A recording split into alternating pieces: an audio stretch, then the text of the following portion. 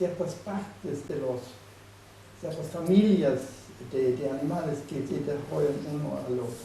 Y eso me parece posible, filosóficamente hablando, pero en mi opinión está también,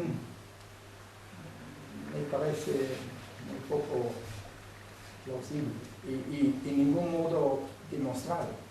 No hay ninguna demostración, no en un solo caso.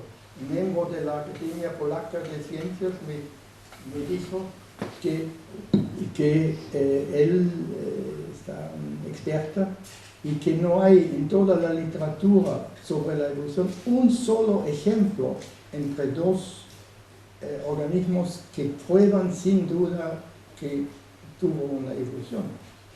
Entonces, y un otro crítico de la teoría de la evolución, un brillante matemático que se llama Lennox y que vive en Inglaterra, él escribió varios libros y artículos y dijo que donde se puede imaginar una evolución entre una especie, por ejemplo, dos bacterios que están muy semejantes, tienen el mismo color, tienen la misma, bueno, la apariencia es casi igual, pero no se debe solamente considerar la morfología, la figura, pero muchos otros aspectos, y uno de esos es la ingeniería.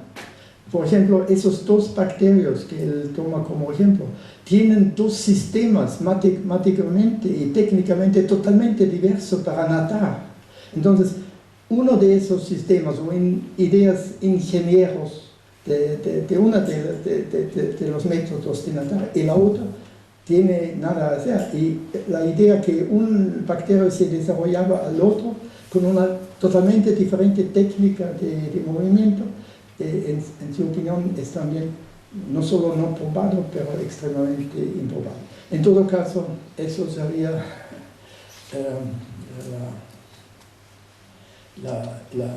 y en cuanto a las causas de la evolución o de la transformación de las especies, yo diría que si hay algo, debería ser la idea de San Agustín, debería ser algo que casi pone en un organismo la capacidad no solamente de engendrar hijos, pero también otras formas que están casi prefiguradas en una especie así que puede dar origen a una otra.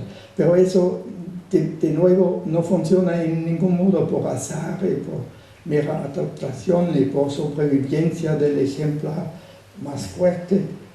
Eso sería como una genial, no solo la estructura de un solo organismo, que es un milagro de complejidad, pero sería casi como el nacimiento de un orden, de una especie muy ordenada que tiene sus propias características que los biólogos y zoólogos estudian, que se da origen a una otra.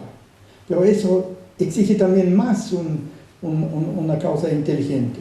Y si uno piensa que eso sería por azar, se puede imaginar el ejemplo, y con eso quería concluir, abrir el diálogo, el ejemplo que algunos evolucionistas han calculado que un poema de Goethe podría ser escrito por azar, por un mono que utiliza un computador, pero eso duraría probablemente 10 millones o billones años. Y en 10 billones años, si uno lee todo lo que el mono ha escrito por azar, uno podría ver un poema de Goethe. Pero eso no es en ningún modo una prueba del azar como causa del mundo, porque si eso fuese el sistema del mundo, entonces tendríamos tanto sin sentido de este mono por billones de años. Uno debería tener 1 millón de años para encontrar en todas las estupideces que este mono ha escrito un poema de Goethe, pero nunca lo podría encontrar porque no se tiene tanto tiempo de día. Entonces el mundo debería ser como un caos total, deformaciones, monstruos. Y al final, una cosa que tiene sentido, pero que ninguna puede también ver, porque si el mundo es todo un producto de azar, como lo escrito de este mono, ¿quién va a tener el tiempo o la paciencia de buscar este poema que el mono ha por azar escrito? Entonces, pienso que el mundo donde todo ese orden nace cada día, en cada bebé, en cada concepción, no es algo que se puede decir, hemos probado que también el mono puede escribir por billones de años y producir un poema de Goethe, pero qué horror si el mundo fuese así. Entonces, yo pienso que últimamente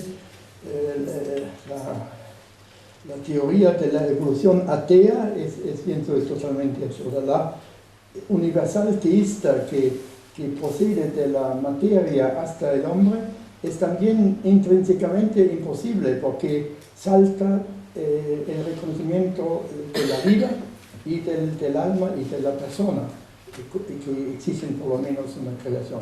Y la otra teoría de la evolución radical, que casi pasa del ameba al elefante, me parece también muy poco probable. Y la limitada, bueno, le deja usted a estudiarlo, y porque yo como filósofo no puede juzgar sobre lo que metafísicamente sería posible, pero es una cosa que Dios podría hacer, una otra sí lo ha hecho, y por eso sí debe estudiar los hechos, y si todos los eslabones faltan, no veo ninguna razón también de pensar que el mosquito una vez devenía un elefante. Bueno, con eso hago la discusión.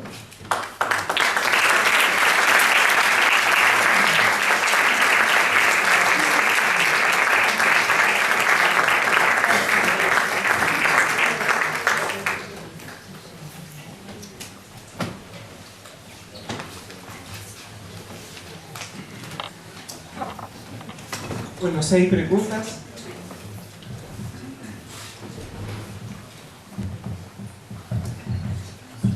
Mi nombre es Manuel Burpegui, yo soy médico, catedrático de psiquiatría en la Universidad de Granada. Y bueno, me resulta interesante saber lo que entendía o elaboraba Chesterton sobre una teoría filosófica de la evolución. Yo por mi formación me siento más en la biología, y yo tengo que reconocer que no he leído El origen de las especies de Darwin, pero Darwin pretendía ser un biólogo, un científico, no un filósofo. Entonces me alegro que haya distinguido estos diferentes niveles de análisis, porque a lo mejor estará ahora cansado de estar de pie para el coloquio que ya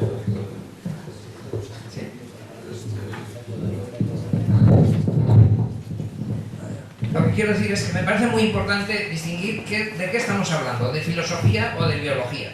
Entonces, la teoría de la evolución, hasta donde alcanzo a conocerla, me parecen elementos muy interesantes, y tenemos actualmente evidencias empíricas que Darwin no tenía, como por ejemplo las mutaciones genéticas que ocurren espontáneamente, y me parece una idea muy interesante el que haya una selección de aquellos organismos que tienen ventaja adaptativa. O sea, todo eso me parece fantástico y es una buena teoría para explicar hechos biológicos. Pero la evidencia empírica no permite dar todos estos saltos filosóficos que al parecer han dado algunos autores que pretenden ser filósofos, al dar una teoría, por ejemplo, atea. La biología no se plantea ni si Dios existe ni si no existe. O sea, no es un problema biológico, es un problema filosófico. Entonces, yo creo que eso es muy importante distinguirlo, ¿no? Si estamos hablando de problemas filosóficos o biológicos. Entonces, desde el punto de vista biológico, tenemos que argumentar con qué nos permite la evidencia decir y concluir. Entonces, hasta donde yo sé, hay mutaciones genéticas en un cromosoma, en un llamado polimorfismo genético, en un nucleótido simple que aparece o desaparece. Cada especie animal se caracteriza por un número de cromosomas. Hasta donde yo sé, el número de cromosomas no varía. Hay elementos o individuos anómalos en una especie que en la humana le llamamos síndromes, cuando varía el número de cromosomas, que dan lugar a, desde luego, desventajas. Por lo tanto, en fin, yo creo que desde el punto de vista biológico se puede aceptar la teoría biológica de la evolución como una explicación de ciertos cambios, pero como muy bien, estoy de acuerdo con usted en que no saltos de organismos unicelulares de plantas a animales o de animales elementales a mamíferos, etc., ¿no?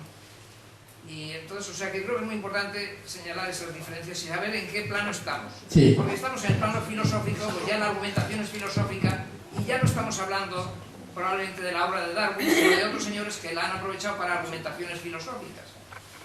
Por cierto, he leído hoy en un periódico que en el Museo de Ciencias de la Universidad de Navarra hoy se celebra el Día de Darwin, porque tal día de hoy publicó El origen de las especies, en 1809.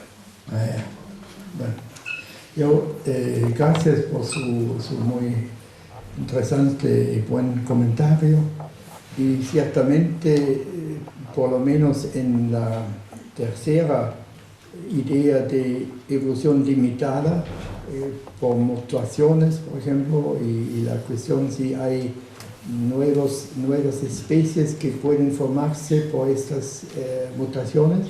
Eso es ciertamente una cuestión empírica, científica, y el filósofo no puede ni decir que es imposible ni afirmarlo. Es algo ciertamente que está fuera del campo de la filosofía. Pero del otro lado, yo pienso que la teoría de la evolución, desde el inicio, ya en Darwin y sobre todo Haeckel, que lo ha formado mucho, fue mucho más que una mera especulación científica, porque fue casi una tesis universal del origen de toda la vida en el mundo y además de la vida desde la evolución prebiológica de la materia inerte a la vida. Y por eso no se tuvieron ninguna evidencia filosófica o empírica o científica. Entonces yo pienso que en cuanto a la teoría, la especulación de un científico como Darwin iba mucho más allá de lo que fue probado y empíricamente confirmado, es también una teoría, en mi opinión, viene una teoría pseudocientífica, porque no es estrictamente científico, es casi una idea cómo se podría hacer, pero sin evidencias empíricas. Pero yo pienso que en cuanto el darwinismo o el evolucionismo es una teoría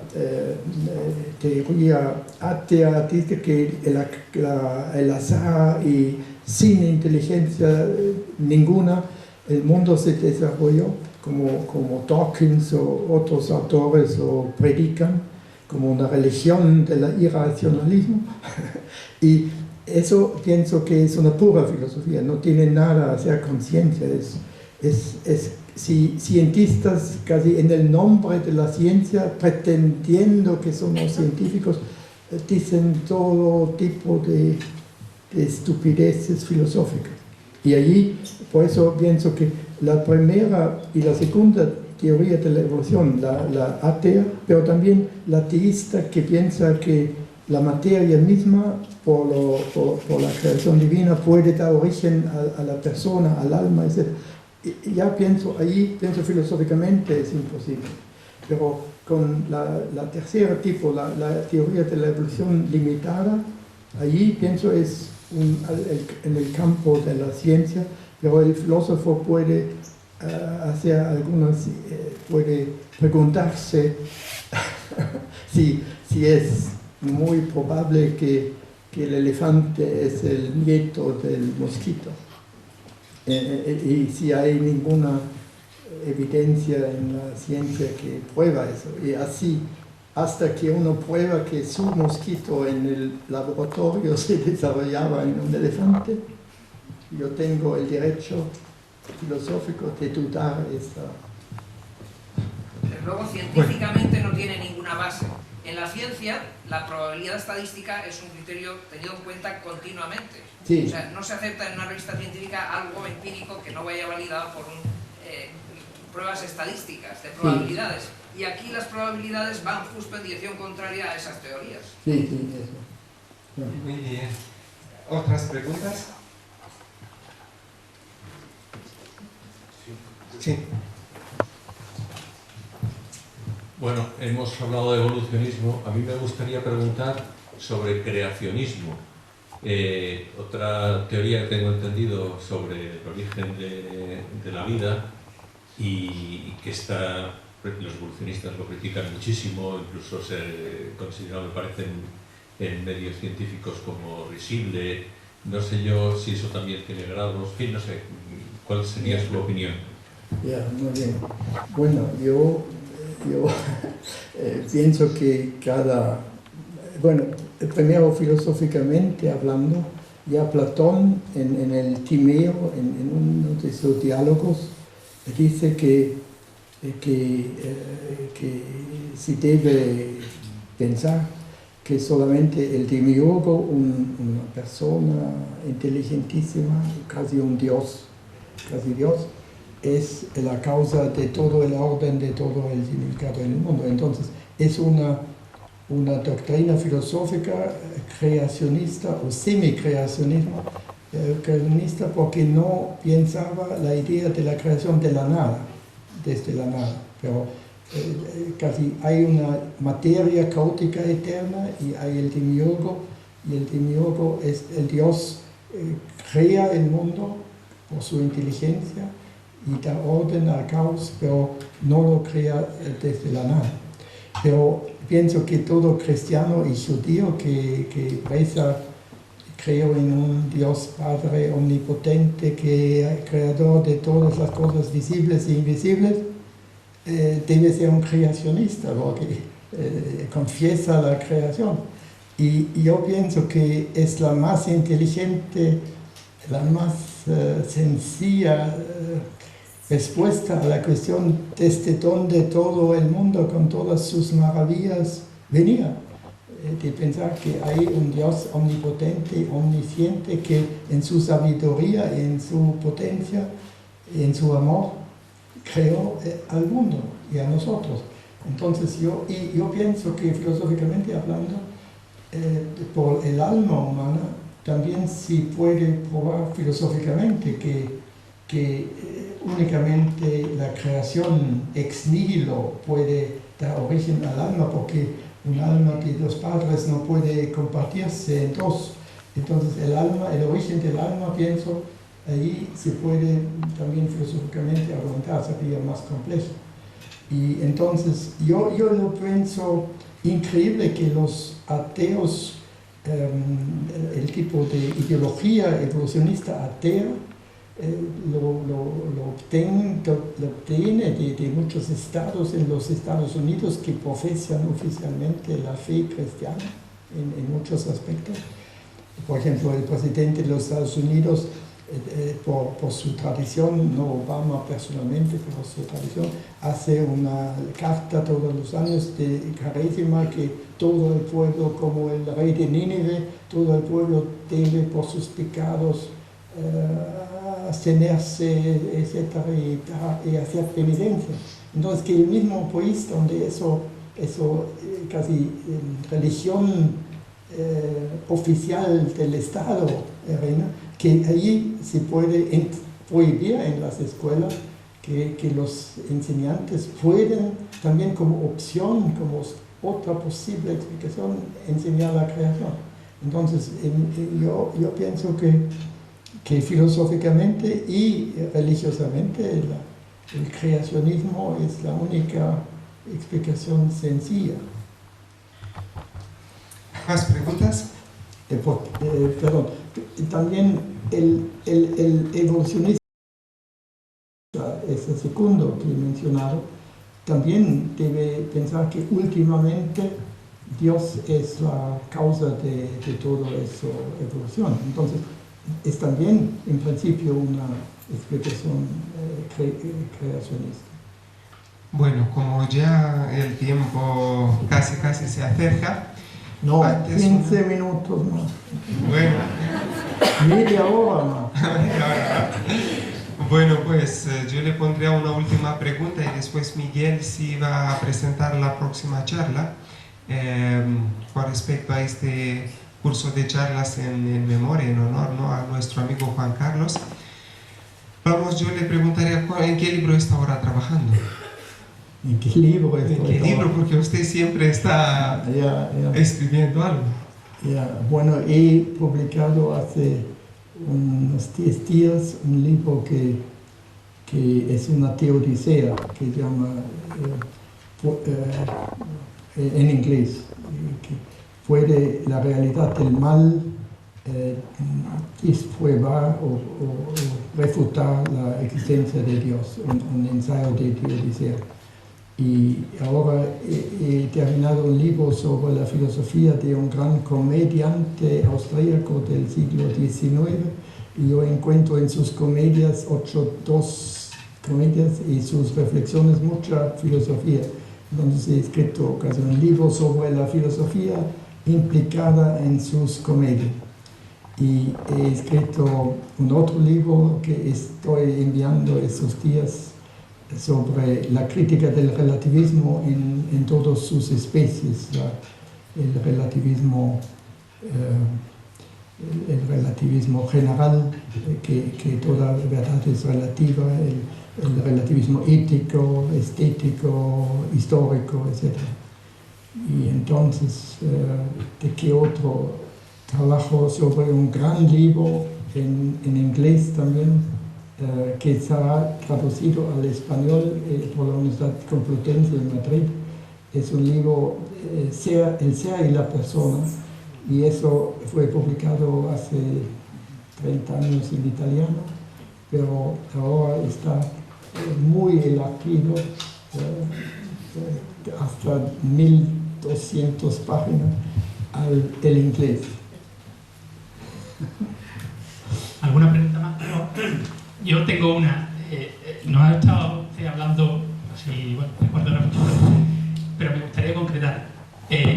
¿Con qué postura de todas las que usted ha desarrollado sobre la evolución encuadraría usted a Chesterton? ¿Cuál es la que se encaja más dentro de la obra de Chesterton, del pensamiento de Chesterton y de la idea de Chesterton? Bueno, yo pienso que la posición de Chesterton he leído debido a mis obras completas en inglés. He leído todos los pasajes en los cuales Chesterton habla de la evolución y de Darwin, y yo no he encontrado una posición directa sobre estas diferentes teorías de la evolución en su obra, pero pienso por implicación, en mi opinión, él rechazó la idea que el hombre no sería el producto de la creación divina y que es solamente una transición gradual de los animales al hombre. Entonces, si él admitiría un tipo de evolución que él llama como harmless scientific theory, como una teoría inocua científica que distingue de la mala teoría de la evolución, yo pienso que él podría aceptar una parte de la tercera tipo de idea de la evolución, que entre ciertos límites podría tener una mutación y una evolución, pero ciertamente él rechazaría la atea, eso es claro, y también rechazaría la segunda, una evolución radical que, sobre todo por esos principios de la adaptación, de la mutación, del azar, que crearía desde el inicio casi todos los gentes. Eso es una cosa que a mí también es muy interesante, que los evolucionistas o los defensores de la teoría teísta de la evolución, no obstante su teísmo, aceptan muchos de los principios de la teoría de la evolución, como azar, como como mutación, como suficientes para explicar la generación de las especies. Pero yo pienso, si imaginamos que Michelangelo podría construir la cúpula